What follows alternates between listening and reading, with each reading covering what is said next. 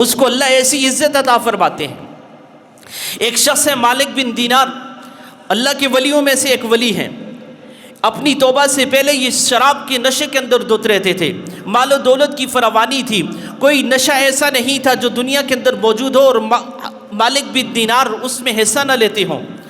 اور اپنی توبہ کا واقعہ بیان کرتے ہیں کہ مجھے اللہ نے معصوم بیٹی دی، چھوٹی سی بیٹی تھی، آہستہ آہستہ وہ بڑی ہوئی، میرے ساتھ باتیں کرتی تھی، مجھے سب سے زیادہ اس سے محبت ہو گئی۔ اچانک جب اس کا انتقال ہو گیا تو مجھے بہت یاد آیا کرتی تھی، میں اس کے لیے رویا کرتا تھا۔ اور کہتے ہیں کہ 15ویں شعبان کی شب تھی، میں رات کو سویا تو میں نے ایک خواب دیکھا۔ خواب میں یہ دیکھتا ہوں کہ میری قبر کھودی جا رہی ہے، اس قبر کے کھدتے ہی اس سے ایک بڑا اژدہا نکلتا ہے جو میرا پیچھا کرتا ہے، میں اس سے بھاگنے کی کوشش کرتا ہوں، میں جتنا تیز بھاگتا ہوں وہ میرے پیچھے اسی طرح دوڑتا ہوا تیزی سے میرے اوپر حملہ کرنے کے لیے آ رہا ہے۔ کہتے ہیں مسلسل میں بھاگتا جا رہا ہوں، اژدہا میرا پیچھا کرتا جا رہا ہے۔ اچانک ایک سامنے بوڑھا شخص، نحیف البدن، کمزور آدمی میرے سامنے آیا۔ میں نے اس کو پکارا، اے بوڑھے مجھے پکڑ کر کے اس مصیبت سے میری جان چھڑا دے، اگر تو میری کچھ مدد کر سکتا ہے تو اس اژدہا سے میرا پیچھا چھڑا دے۔ اس بوڑھے شخص نے کہا، میں تو اتنا کمزور ہوں کہ اس سے میں تمہیں نہیں بچا سکوں گا، ہاں تجھے میں مشورہ دیتا ہوں، تم ذرا تیز دوڑ لگاؤ، ہو سکتا ہے تیری بچت کا کوئی سامان پیدا ہو جائے۔ کہتے ہیں میں اس کے کہنے کے اوپر مزید تیز دوڑنا شروع ہو گیا۔ جیسے میں دوڑتا وہ سانپ میرا پیچھا کرتے ہوئے میرے پیچھے پیچھے آ رہا تھا۔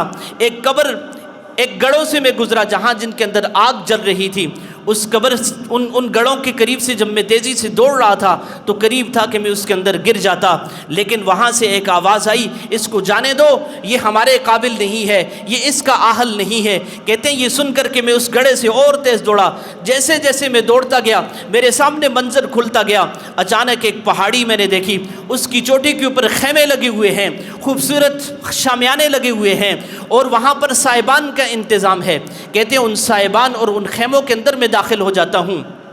جیسے ہی میں داخل ہوتا ہوں تو چھوٹے چھوٹے بچے ہیں جو میری طرف لپک کے آ رہے ہیں اور مجھے ایک آواز آتی ہے، اور اس آواز میں یہ آواز ہے جو کہنے والا کہتا ہے کہ اس کو پکڑ لو اس سے پہلے کہ اس ناامید شخص کو کوئی مصیبت گھیر لے۔ کہتے ہیں وہ معصوم بچے میری طرف آتے ہیں، مجھے گھیر لیتے ہیں، اور ان میں اپنی اس معصوم بیٹی کو بھی دیکھتا ہوں جو میرے پاس آتی ہے۔ میں اس کی گود میں سر رکھ کر کے آرام لیتا ہوں، اور وہ اژدہا میرا پیچھا کرتا جا رہا ہے، اور جس وقت وہ اژدہا میرے قریب آتا ہے تو میری وہ چھوٹی سی بیٹی اپنے بائیں ہاتھ سے اس کو پیچھے کرتی ہے اور وہ میرا پیچھا چھوڑ دیتا ہے۔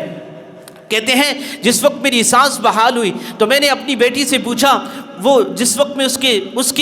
اس کی گود میں اپنا سر رکھ کے لیٹا ہوا تھا تو وہ قرآن کی یہ آیت پڑھ رہی تھی، الم یأن للذین ان تخشع قلوبہم لذکر اللہ، مسلسل پڑھتی جا رہی تھی، الم یأن للذین ان تخشع قلوبہم لذکر اللہ۔ کہتے ہیں میں نے اس سے پوچھا، میں تو تمہیں یہ سمجھ رہا تھا کہ تم تو مرنے والے ہو اور مرنے والے قرآن نہیں پڑھتے۔ اس نے کہا نہیں بابا، ایسی بات نہیں ہے، مرنے والے تم زندہ لوگوں سے زیادہ قرآن پڑھتے ہیں، اس کو زیادہ سمجھتے ہیں، اس سے زیادہ لطف حاصل کرتے ہیں، جتنا تم زندہ نہیں کرتے اتنا مرنے والے کرتے ہیں۔ اس بیٹی نے پھر کہتے ہیں میں نے اس بیٹی سے پوچھا، اچھا یہ بتاؤ یہ جو اژدہا کی مصیبت میرے پیچھے لگی ہوئی تھی یہ کیا تھا؟ تو انہوں نے کہا، اس بیٹی نے کہا کہ بابا یہ آپ کے برے اعمال ہیں جن کو آپ نے مسلسل جاری رکھا ہوا ہے اور اتنا مضبوط کر دیا ہے کہ وہ اب آپ کا پیچھا نہیں چھوڑ رہے، وہ آپ کو چاہتے ہیں کہ کسی ہلاکت کے گڑھے میں ڈال کر کے آرام سے پیچھا چھوڑیں۔ کہنے لگے میں نے اس سے پوچھا وہ بوڑھا شخص کون ہے؟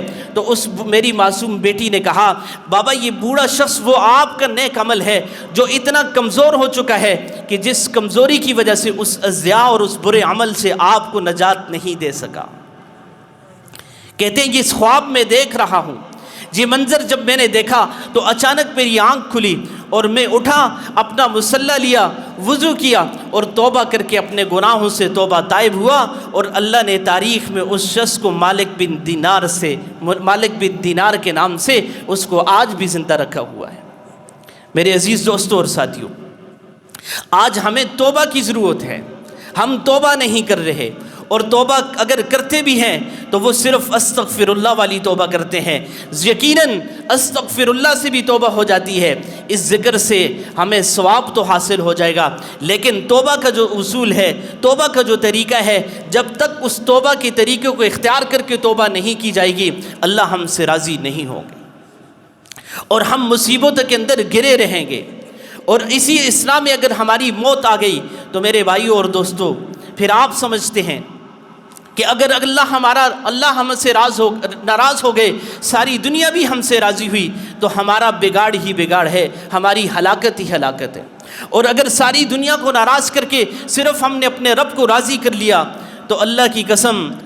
ساری دنیا ناراض ہی صحیح، اللہ راضی ہو گیا تو یقین جانیے ہمارے سارے بگڑے کام بن جائیں گے۔ اس لیے میرے دوستوں اور ساتھیوں، توبہ کی ضرورت جوانوں کو بھی ہے، بوڑھوں کو بھی ہے۔ آج اس بات کا عزم کر لیجئے کہ آج تک زندگی کے اندر جو گناہ بسے ہوئے ہیں ان کے اوپر توبہ طائب ہوتے ہیں، اللہ سے 2 رکعت نماز نفل توبہ صلاۃ التوبہ پڑھ کے اس کے اوپر پکی توبہ کرتے ہیں، اور اپنے گناہوں جن کے اوپر ہماری عادتیں بن چکی ہیں ہم ان کو اپنی زندگی سے نکالنے کا عزم کرتے ہیں، آئندہ ان گناہوں سے بچنے کی کوشش کریں گے، اپنی زندگی کو اللہ کے اور اس کے رسول کی اطاعت کے مطابق گزارنے کا عزم کریں گے، تو اللہ تعالی ہماری توبہ کو قبول فرمائیں گے، اس توبہ کے اندر برکت ڈالیں گے۔ اور پھر بھی اگر عزم مصمم کے باوجود دوبارہ گناہ ہو جاتا ہے تو اللہ رب العزت نے پھر بھی توبہ کا دروازہ کھلا رکھا ہے اس شخص کے لیے جس وقت تک اس کو موت کا غرغرہ نہیں آ جاتا، جس وقت تک اس کو حضرت اسرائیل آ کر کے نہیں پکڑ لیتے، اس وقت تک اس کے لیے موت کا دروازہ کھلا ہے۔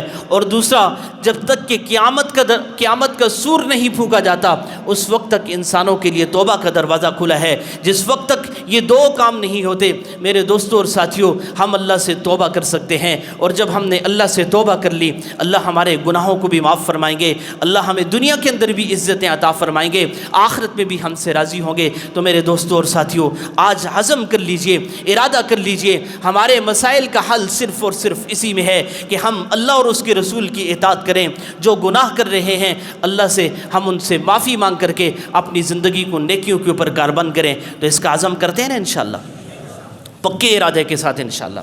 آج صلاۃ التوبہ پڑھ کر کے انشاءاللہ توبہ کریں گے، اور یہ تو اللہ کے ساتھ کا معاملہ ہے۔ اور توبہ کا دوسرا جو معاملہ ہے وہ ہے اگر حقوق العباد کا معاملہ ہے، کہ اگر ہمارے اوپر کسی کا حق ہے، کسی بہن کی وراثت ہم نے کھائی ہے، کسی سے قرض لیا ہے اس کو قرض نہیں دیا، اس کے علاوہ کوئی مالی معاملات، کوئی مالی غبن کیا ہوا ہے، تو میرے دوستوں اور ساتھیوں اس آدمی سے اپنی جان چھڑانی پڑے گی، اس کے حق کو ادا کرنا پڑے گا۔ حق کو ادا نہیں کر سکتے اس سے جا کر کے معافی تلافی کروانی ہوگی، تب جان چھوٹے گی۔ ورنہ آپ جانتے ہیں حضور نبی اکرم صلی اللہ علیہ وسلم نے اپنی ایک مجلس میں پوچھا صحابہ سے، کیا جانتے ہو کہ میری امت کا سب سے فقیر ترین انسان کون ہوگا؟ صحابہ نے سوچ کر کے بتایا، یا رسول اللہ ہم تو اسی کو فقیر سمجھتے ہیں، یا رسول اللہ ہم تو اسی کو فقیر بلکہ مسکین سمجھتے ہیں، من لا درہم لہ ولا دینارا، جس کے پاس دنیا کی مال و دولت نہ ہو۔ حضور نبی اکرم صلی اللہ علیہ وسلم نے فرمایا نہیں۔ جب آپ صلی اللہ علیہ وسلم نے کہا نہیں تو صحابہ نے پوچھا، یا رسول اللہ آپ ہی بتا دیجئے۔ آپ صلی اللہ علیہ وسلم نے فرمایا، میری امت کا فقیر ترین انسان وہ ہوگا